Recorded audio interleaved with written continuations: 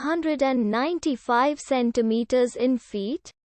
First of all, we need to know the value of 1 centimeter in feet.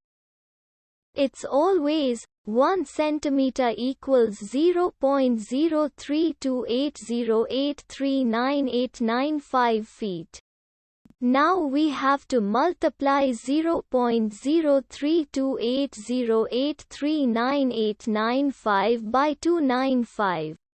Therefore, 295 centimeters times 0.03280839895 feet equals 9.678477690025 feet.